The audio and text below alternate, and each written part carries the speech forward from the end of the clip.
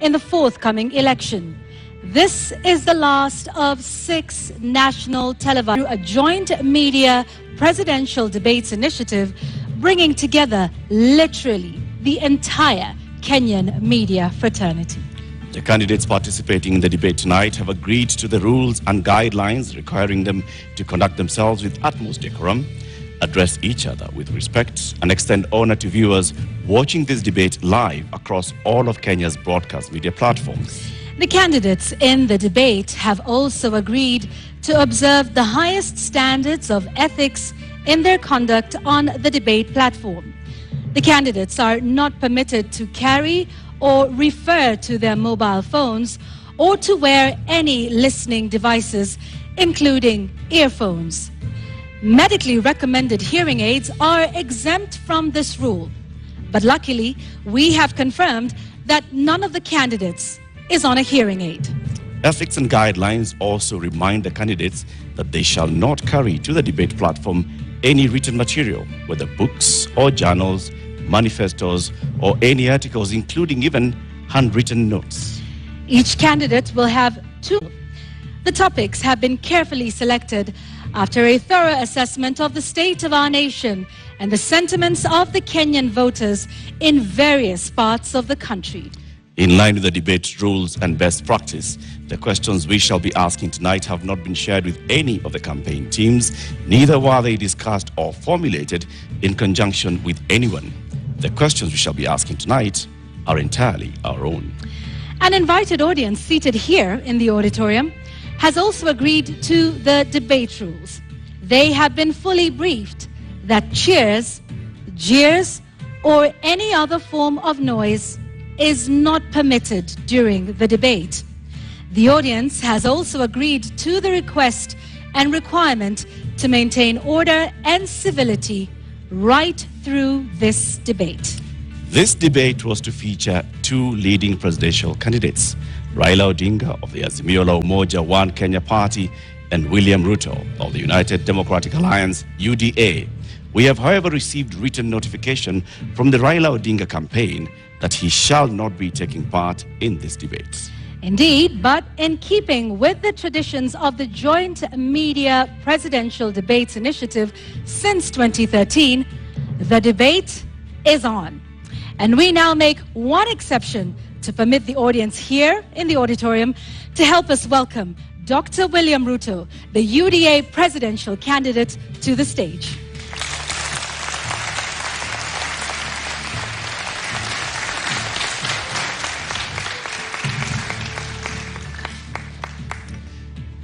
Your Excellency, Deputy President, Honorable Ruto, thank you very much for honoring Kenyans with this appearance. We shall conduct a series of question and answer, and whose topics have already been shared with you. We'll give you 2 minutes to begin with your opening statement before we go to the main thrust of the questions tonight. Thank you very much. William Ruto, to my dear wife Rachel, who is in this audience, a father, for joining me this evening in this debate. The sitting Deputy President of Kenya, a presidential candidate in this election. And I have come here to participate in this debate because I have presented myself as a presidential candidate, knowing very well where our country is. We are a country that is faced with mounting challenges. We have a huge track record of what we have achieved, for more to be achieved. I believe that this is a Mama Mboga moment. We have 5 million young people who are not working. We have 15 million Kenyans are blacklisted in CRB. We have 10 million citizens who have no access to credit in the micro and small enterprise sector. And I believe I am the candidate with a plan to be able to get Kenya to the next level. Thank you, Honorable Ruto, for your opening statement. Let's get right into the first topic of discussion here tonight, and that is the cost of living, something that many Kenyans are concerned about tonight. At the moment, Honorable Ruto, we currently have 3 subsidies in place on fuel, on unga, on fertilizer, all aimed at dealing with the cost of living. Do you believe that subsidies are the way to go and are the right approach at this moment to deal with this issue? I believe that subsidies can alleviate the problem to an extent, especially when we find ourselves in the situation where we are. My position is that we find ourselves at this port because there are certain things we didn't do right. We had a Big Four plan because we foresaw this situation. We were here in 2017.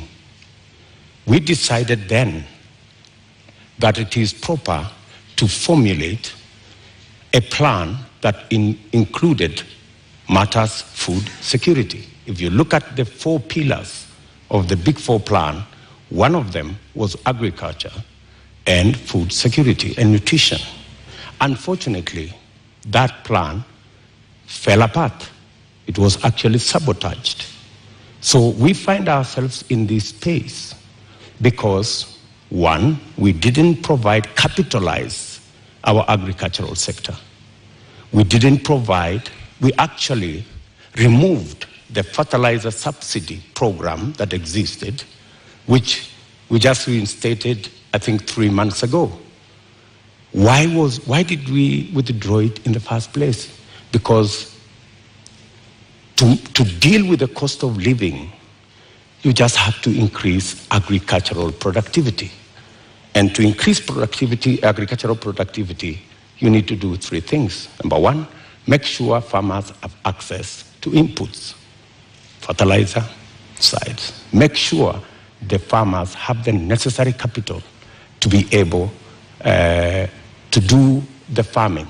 And 3, make sure they have access to markets that are not regionally. We didn't do that. And that's why we find ourselves in the situation we're in.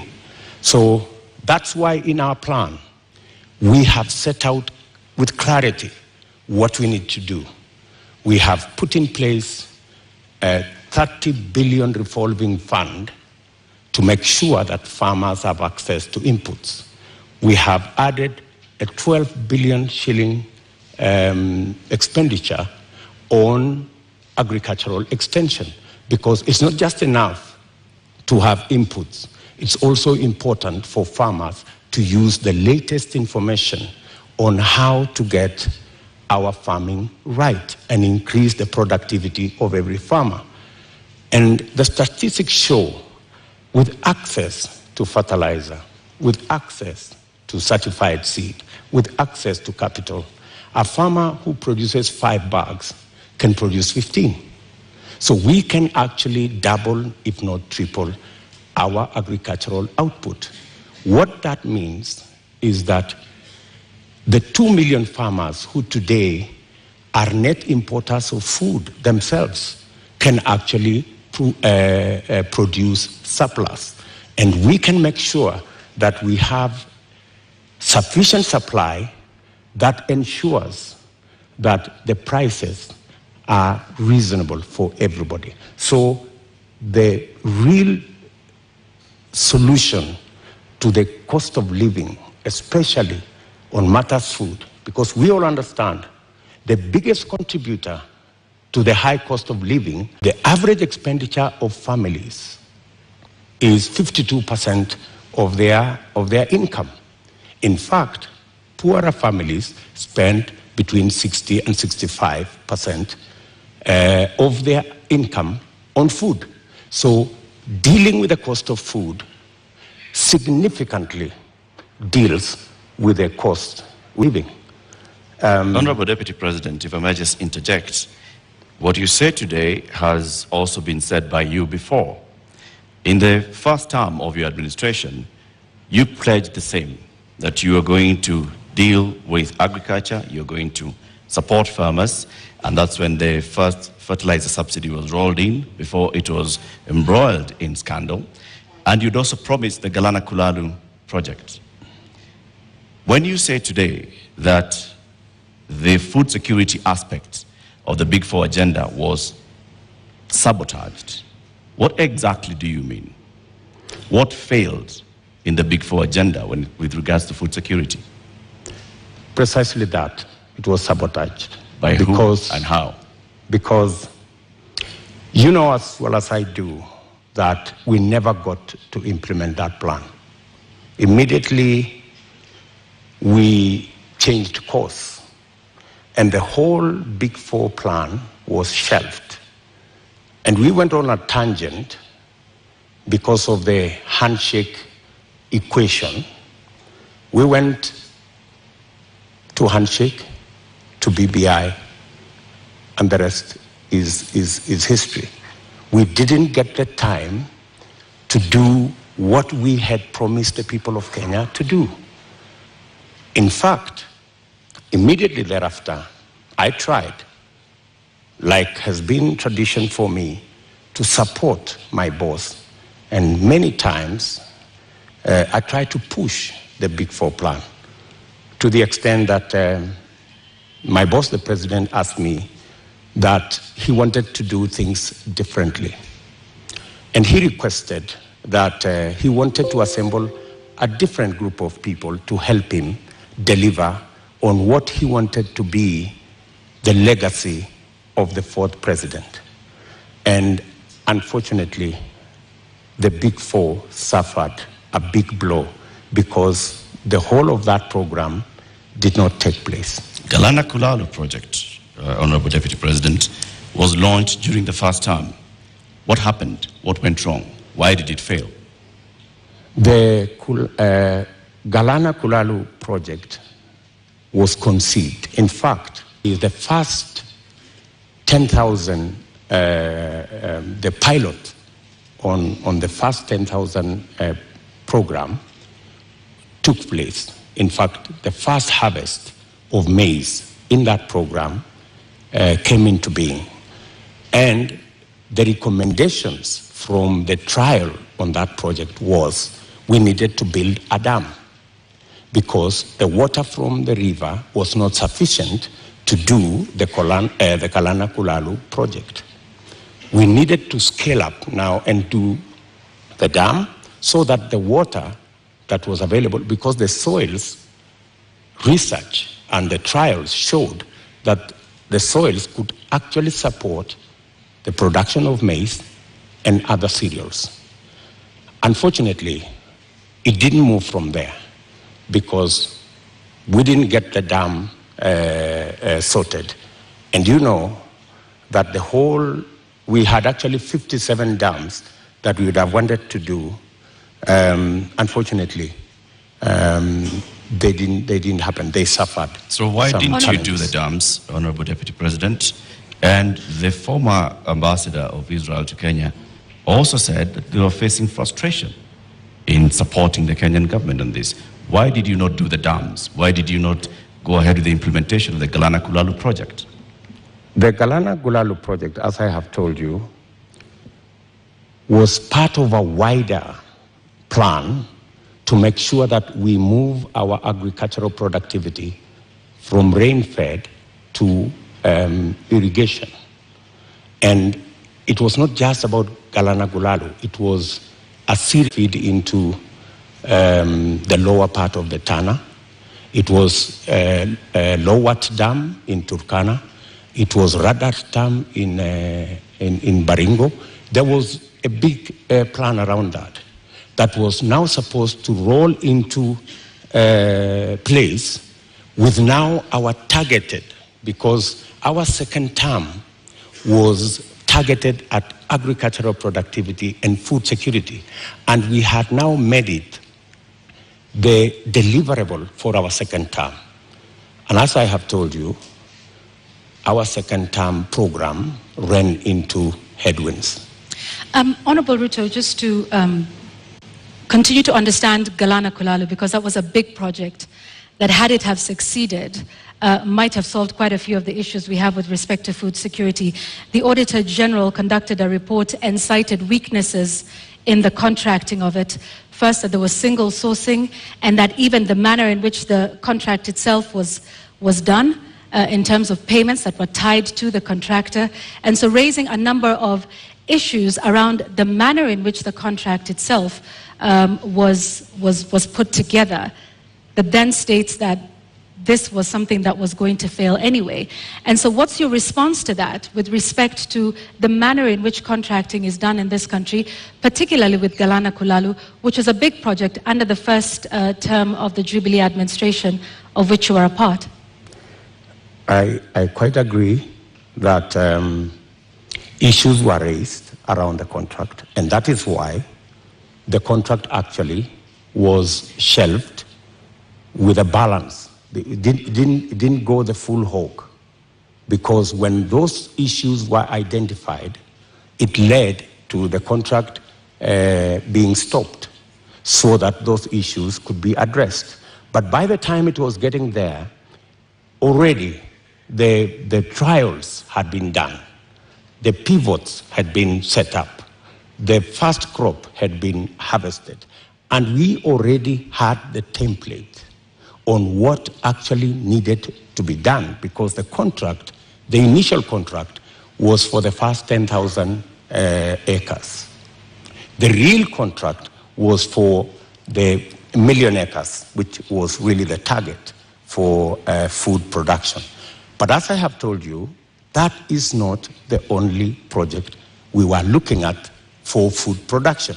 And let me also say that even without supporting the farmers as they are today, would still be a situation where we would not be in the situation we are in. Today, for the first time in Kenya, the price of unga has gone to 230 in some cases.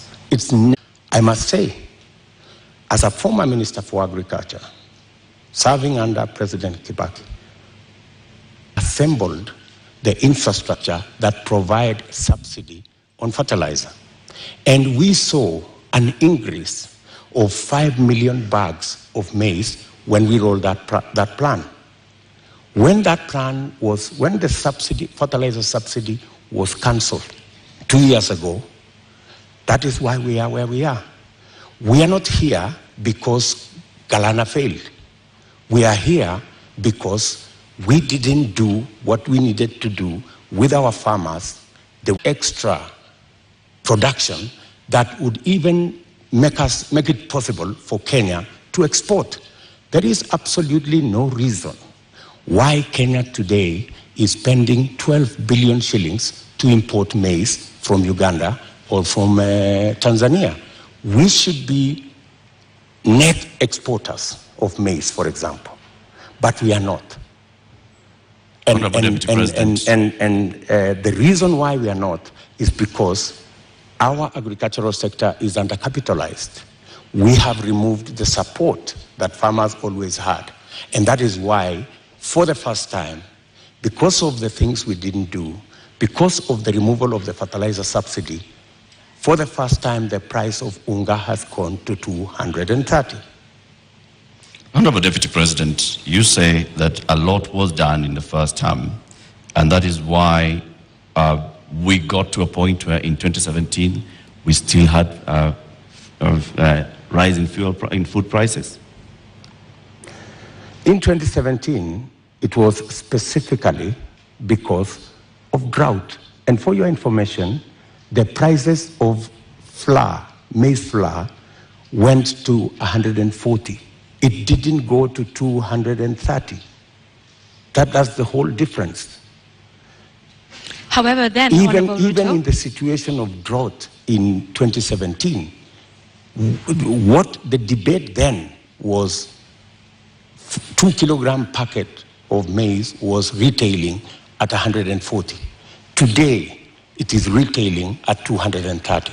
Because compounded with the drought, we just did not produce as we should have produced, because we didn't support the farmers the way we have always supported the farmers. Honorable Ruto, I'd like to speak about another issue that is a contributing factor to the cost of living, and that is the high cost of fuel in the country. What do you propose to do with that? Because there's also a current subsidy in place for that. What do you think is the solution to the rising cost of fuel, which, as you know, drives the cost of a number of other products? I think the first thing that we need to do is to look at the taxes, because 50% almost of the cost of fuel in Kenya is taxes. I think it's time, as a country, we looked at, I think there are 15 different taxes on fuel. And I think it's time we relooked at how else do we raise revenue. Which taxes would you be proposing to remove from fuel, the cost of fuel? I think majority of the taxes that are in that bracket, I think there are almost 15 different that are there. I do not have the specifics, but those 15, I think we need to interrogate these 15 different taxes.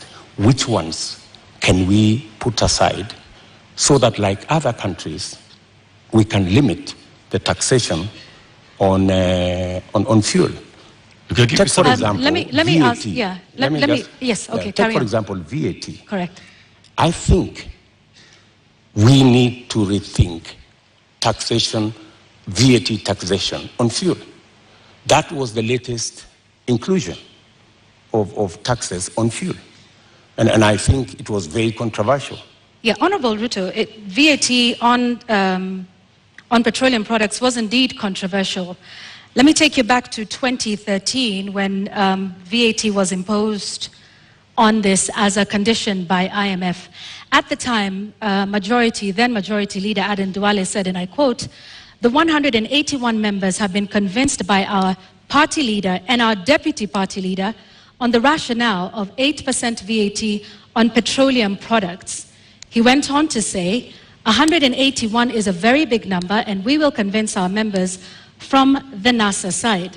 So you, at this point in the year 2015, I believe, when this was passed, were pushing for 8%. Today, you are saying you want to abolish VAT on petroleum products. Why should Kenyans believe you today? Why wouldn't they?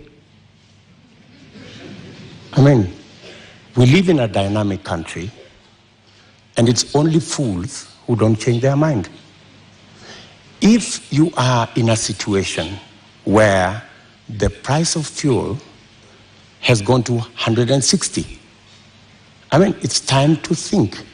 I mean, when this VAT was imposed, then the price of fuel was under 100. Honorable Ruto, when the VAT was impositioned by IMF when we were seeking a precautionary facility, today we find ourselves in the exact same position with a third tranche of an IMF facility, and once again they are calling for the same issue that we are facing with VAT then is the same one we are facing now. And at the point, IMF has in fact said that we do not need to be removing taxes on petroleum products. So with negotiating with IMF.